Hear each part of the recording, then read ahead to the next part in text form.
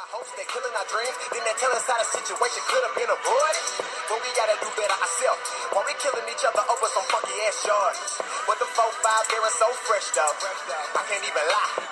The media got all my people brainwashed. We gotta open up our eyes. So if I get gunned down. Alright, first things first. Yep. What do you put on your grits? Sugar or salt? We've already been through this. I hate grits. Hate grits. And that might put me in a category where people look at me differently. They are the worst things ever. Let me pose a question to you. Go for it. If you went to Waffle House, right, and you got an all-star breakfast special, they give you the option of grits or Hash browns. hash browns. Right. What do you choose? Me personally? Yup. I'm going hash browns. Don't nobody choose grits. I know those are two separate things. They probably don't correlate at all. Nobody really likes grits. It's just one of those things that you just get along with. Like that's how I feel. It's like a you're not southern. Look, I'm from the country. I'm from Smyrna, right? So my grandma had grits. That was an option. I tried them. And I love my grandmama and them. I ain't messing with grits no more though. Okay. I just don't rock with grits. And hers were probably great. Just they mushy. And what are they? Mushy. You know, sometimes they get hard though. They get hard. Sometimes. But if I had to choose, I think I would put sugar in them since it would sweeten them up. Then you cool then. Cause I'm cool then. You a sugar grits guy? So tell me about Smyrna. Tell me about the music scene of Smyrna. Come on, bro. No, you know, I was born and raised in Smyrna, Tennessee. I'm sure there is a music scene there. I just don't. There's no pipeline, you know, of record industry stuff happening there. So you either have to go to Nashville or probably go to Atlanta. I would think. I know that's a trendy city, but there's not like A&Rs or record offices there. But there is in Nashville, right? All right. So, favorite Memphis restaurant. You know, this is a Memphis blog. So, what's your favorite Memphis restaurant? Yeah, and I feel terrible saying this, but like it's probably a chain or this Mexican restaurant that I. Shay, what's the name of the restaurant? Maceios Taco. Maceios. Oh, bro. Say it again. Maceios. Maceios. Yeah, Maceios. Dog, they have the best tacos I think I've tasted. So I would go with them. Have you had the garlic shrimp taco? Nah. They out the chain too? Amazing. Or there's this place in Kirby, on Kirby Parkway. It's called Rafa's. Rafa's, yeah. Rafa's is good. Dope, man. Rafa's is good. So I'm a big Mexican guy. Okay. So that's what it is. Or, man, since they just coming off now, what's the other one over there? It's a barbecue place. One and Only Barbecue. I love One and Only Barbecue. Shout out One and Only Barbecue. What's up? Sponsor me. I will do it. I'll be on stage eating barbecue. Okay, so tell me about your one-day career at Popeyes, and did you get the recipe at least? This is really an hilarious story. I was like 17, right? I was going to summer school because it was like, my teacher was like, you're really smart and you should go ahead and take pre-calculus or something in the summer, right?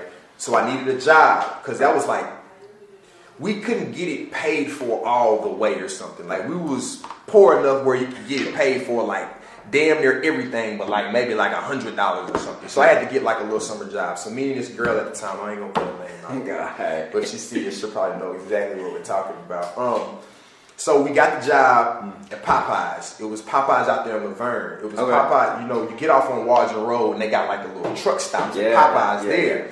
Got the job. It was like, you start the next day, right? So I'm in there, I'm doing my thing, saucing, hating it. Right. I got the girl with me, so I'm like, it is what it is, right? Cool. Yeah. We in there eating. At night comes, everybody like, man, it's the best time. Right. We finna take the leftovers home. If you didn't eat all the food during the day, we just gonna take the leftovers home with us. Cool. So I'm like, well, shit, let me get them strips, let me get them fries. You know, it's about to go down in this motherfucker. Right. We got one more dude walks in like at 9:55. I'm like, we're about to close. What is he doing? Still, meanwhile, I'm saucing, getting my shit though, right? Getting my sauce, it's feeling good. Going over there, getting a sweet tea. I'm finna go home. It's about to go down. Right.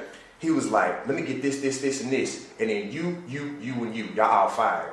Dude was the general manager of the entire building watching us get all this free shit and taking it home, right? And so that's what happened. So, what are your thoughts on the current state of hip-hop? I think the state of the music industry is great. Nobody wants to hear this hippity hop 24 hours throughout the day. I do not believe it. I just don't believe it. Right. When you at 152 or wherever you go to turn up, or let's just say you at Mint or wherever you at, if they put on some DOS effects, and I love DOS effects. I ain't got nothing to do. I love it. I love the way they give you the flow. You want to hear that, bro? Not all night. You don't want to hear it all night, right? So I think there is a healthy balance in hip hop, right? Now, what you do get a lot more of, since what breaks people is a different age bracket, those 13 to 24-year-olds are not necessarily looking for that much of a substance. They just want to whip and nay-nay. Right. So record labels are like, dog, we need to get rich. We ain't got time for all of this. You can hit them with that substance, my guy, but if you're trying to get this money, we got to appeal to what they want. Okay, so let's talk about your song, This Can't Be Life. Yeah. Okay, love the song, by the way. Appreciate that. All right, it's a very deep, thought-provoking track. Most definitely. All right, so how do you feel we have progressed as a people? Sure. And also, how do you feel as an artist? Do you feel that you have a responsibility to be a vehicle for social change? So as a people, we still got more work to do, but I think that's with anything in life. It doesn't matter what point you're at, you always should be looking to get better. Right. So yeah, definitely we got more work to do, but we need help. Like there has to be more resources, right?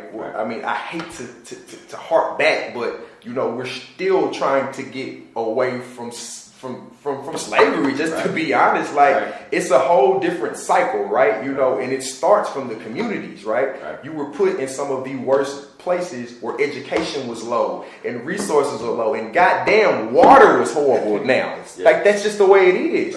So what are you expecting, right? Like we got a lot of work to do, but we need help because we were kind of like really far behind. Now I don't use that as an excuse because at the end of the day, you got to go get it. But it's like in a race, if you're kind of like back here and there's some motherfuckers up there, they're going to be a little bit further ahead, right? Artists being vehicles, it depends on who you are. I saw Ice Cube said, they were like, Q, do you think more artists need to do this and this? And he was like, y'all can't put that pressure on them. Like, number one, the song has to be bumping. Like, regardless of all of this, because this is the music industry, right? So the music has to be good first. Don't put that pressure on that artist to do all of that. Like, if that artist is the turn-up artist, let him be the turn-up artist. You're going to have the artist that's going to give you that social. So it depends on who you are. Like, I don't think that pressure should be on every artist. If that's what they want to do, let them. If not, don't be mad if such and such only gives you turn-up records. And if you were to sign with a major label, what would be the first thing you would buy? A tour bus. No, that's like a tour bus, probably some land or some shit. Because that shit gonna last forever. Like land gonna be here way longer than anything I could do. And a tour bus, because that means we can get to city, and my C-brain wouldn't have to pick up those miles. All right. So tell me something you love about Memphis. That hustle, man. Everybody in Memphis got like 5 hats they wear. I don't know somebody in Memphis that don't have a hustle. Like, they got a day job, but then they got something else they getting money on. Like, you don't. And I'm sure every city say they got that too, but it's different. That mud, that griminess that's here, like you don't get that anywhere else. People talk about Memphis, but those people who talk about Memphis, they ain't never been here. Now they really haven't, because like before I got here, that's all I would hear was like, don't go to Memphis. You get Memphis, you can't get away from it. I can't get away from motherfucking Memphis. I'm always here because you just fall in love with the city. Like. The city, every city has its challenges. People get shot in Nashville. People get shot in Smyrna. Like, that stuff, it happens. But the city, just the energy that you get, as soon as you cross over, as soon as you get out of, Jackson, and you're like, oh shit, I'm close to here, you start feeling it. It's like something changing, dog. I'm in Memphis, dog. Get to that Canada Road. Once you get over that Canada Road, you're like, okay, it's about to go down. I'm in the city. You just feel it. It's a different energy. And then when I'm going home, it's like, that's what's up. I'm going home. That's cool. But I love Nashville. Okay. What would you change about Memphis? What would I change about Memphis? I would make sure that there's more resources for artists here, right? And I mean, like, there needs to be satellite offices with Interscope and the RCA and Rock Nation. Like, that's not here. So without that being here, I see why some artists say I have to leave. So, who's your favorite superhero? Man, who is my favorite superhero? Everybody got one. I don't really got a favorite superhero. I like them all. Let me tell you who I do like. Okay. So we can just do that. Fucking with the Power Rangers, all of them. Who don't like You know what I'm saying? Fucking with the first X-Men shows. These Right. new X-Men, that was but I'm talking about the ones that used to come on early morning. Right. It'd be like Bobby's World and then Spider-Man and X-Men. Right. Lars, Sailor Moon would come on some real shit. I used to fuck with her. Like, Right. I mean, I don't want to call her no B, but that B, she was real though. She get to swinging them hoes. Right. Death for all of them. Right. Hulk was real. Hulk was real. He's a beast. I always felt like though, I'm just gonna shoot him when he's a human in the face though. Like, Okay, so how do you feel about performing at 901 Fest? can't wait. It's gonna be amazing. Okay. It's gonna be amazing. I'm putting on a show. Right? All right. Like as soon as I hit that intro, it's going down.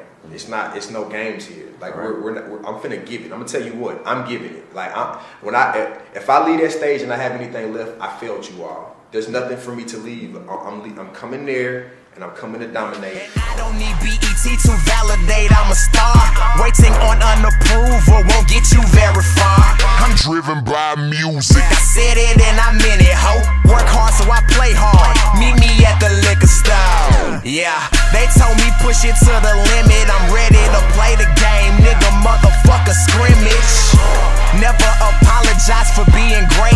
Be thankful for your doubters. Let them motherfuckers hate. Okay, I tell them keep on going, cause your dream's right in front of you. And all we do